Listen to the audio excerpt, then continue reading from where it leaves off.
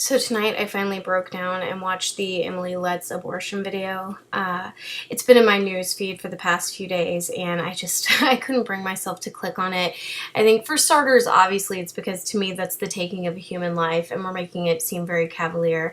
But I think really underlyingly, as someone who's kind of into marketing, it pissed me off because I felt like it was a little brilliant. If I was on that side, that is absolutely what I would be doing. You're trying to sell a product or a service in this case. You are trying to make abortion look easy peasy. That's exactly what she does in this video. I mean, we have like some, Tori Amos in the background while she's smiling and giggling and talking about how cool it is. And she does a pretty good job of making it seem like it's not that big of a deal. But here's the thing. I think to most women who go in, it is a bigger deal to begin with than maybe it even was to her. She talks about this 5-year plan, how she, or this 5 years ago, she talked to herself, had a conversation with herself that if she ever became pregnant, abortion was going to be on the table, which I just find so incredibly telling. And I wish that, rather than these pro-lifers just tearing this girl to shreds, we would focus more on that, how interesting that is that somebody who works at a place with all the resources in the world, all of the birth control and condoms and everything else she needs, Plan B and her safety net is abortion. I think that's really what we need to be focusing on, is that's kind of what it's become for a lot of people. You don't feel responsible for creating this life. Like, abortion is a completely logical option if your birth control fails or your condoms fail. In this case, we don't even know if she used either, but the fact that in her head this was always the fallback, this was always the safety net, I think is very telling.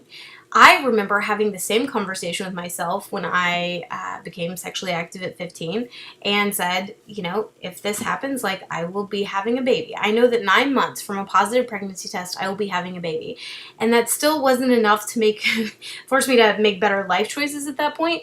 But at the same time, the second I became pregnant, it wasn't even an option. I knew I was having a child. The options and the choices were adoption, open adoption, closed adoption. I felt like I had a myriad of choices in front of me, but none of them were ever, I am going to take this out on an innocent, weaker human being. Like, that was never one of the options that came to mind.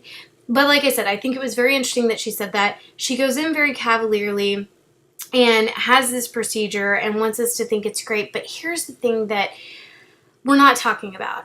She is not an expert. She is someone who just made this decision. And how many people do feel relieved after you just had a get out of jail free card? You feel relieved. You were facing down, like, if tomorrow the last abortionist in this country drops dead, like, I'm going to have to be a parent. I'm going to have responsibilities and college tuitions or whatever it is you think of when you have a, unplanned pregnancy. That's what she was facing, and suddenly she doesn't have that anymore. She's very relieved. So yes, I understand why people would think that. But studies have shown that it takes on average 9 years for women who are post-abortive to feel any type of regret, which I think is also very telling if we really look into that and why it is that it takes a woman 9 years. Because a lot of times she's underage, she's not married, she's single, she's kind of living this one lifestyle.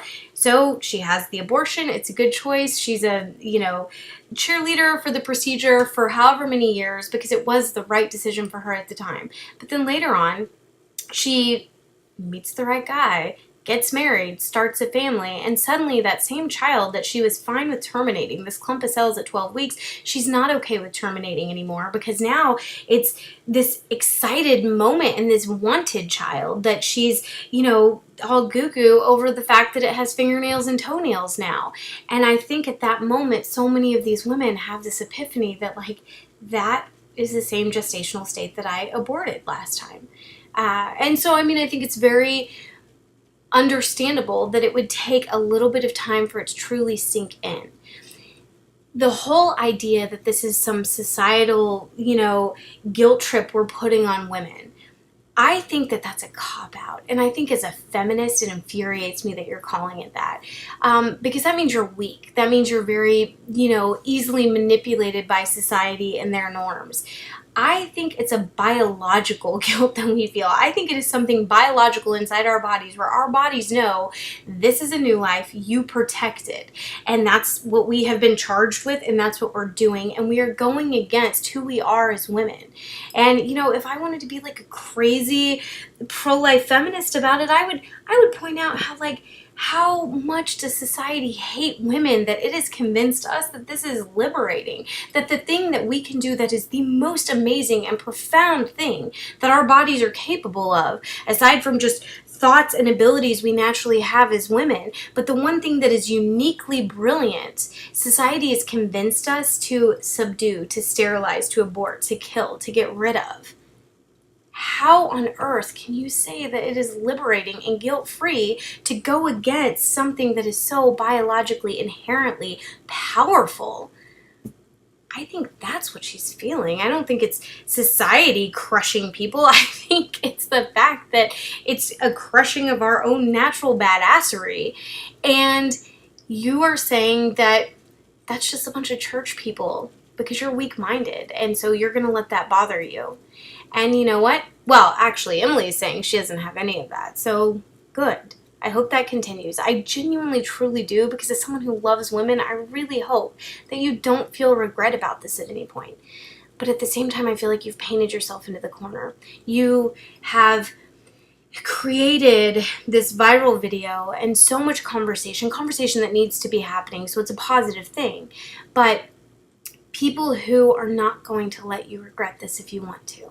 And if at some point you do, if it's 9 weeks, 9 months, 9 years from now, you suddenly feel like maybe that wasn't the right choice and you could have done it because you were strong enough and capable enough that you could have brought this life, this baby, in your own words, that you created into the world, and you suddenly feel regret about it, like, I don't know. I hope you have people to go to. I hope that you haven't set yourself up as this person with no guilt, because you're in a very chaotic place and you don't know how you're going to feel in the future.